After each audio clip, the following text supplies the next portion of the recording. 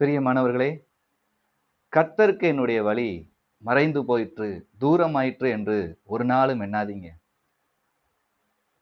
சேனைகளின் தேவனாகிய கர்த்தர் நீங்க நடக்கிற ஒவ்வொரு வழியையும் அவர் அறிந்திருக்கிறார். நீங்க போகிற பாதைகள் எல்லாம் அவருக்கு தெரியும். ஆகவே கர்த்தருக்கு நான் போகிற அந்த வழியோ, பாதைகளோ அவருக்கு தெரியவில்லை.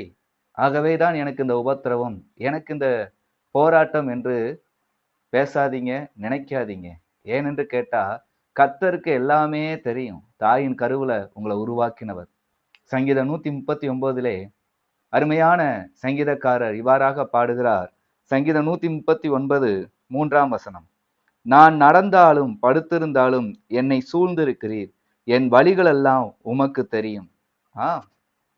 நடந்தாலும் படுத்திருந்தாலும் சூழ்ந்திருக்கிற கர்த்தர். உங்களுடைய வழிகள் எல்லாம் யாருக்கு தெரியும்? கர்த்தருக்கு தெரியும். ஆகவே கர்த்தருக்கு என்னுடைய வழிகள் மறைந்து போயிற்றோ? நான் போகிற பாதைகள், வருகிற பிரச்சனைகள் எதுவுமே தேவன் கண்டுகொள்ளாதவர் போல இருக்கிறது மாதிரி தெரிகிறதே என்று நினைத்தால், நீங்கள் போகிற பாதை தேவனுடைய சித்தத்தின்படி இருக்கிறதா என்று பாருங்கள்.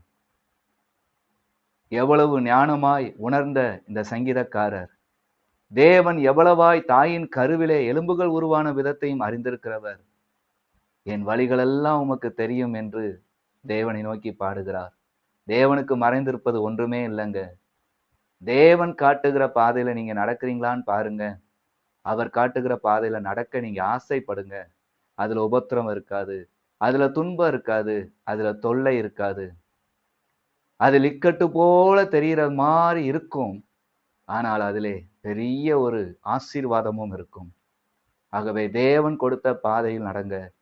தேவனுக்கு பிரியமில்லாத பாதைகளில் நடக்கிற உங்களுடைய இருதயத்தின் எண்ணங்களின்படி நடக்கிற செயல்களை இந்த நாளையும் கர்த்தரிடத்தில் அறிக்கையிட்டு மனம் திரும்புங்கள். கர்த்தர் தாமே உங்களை ஆசீர்வதிப்பாராக. ஆமென்.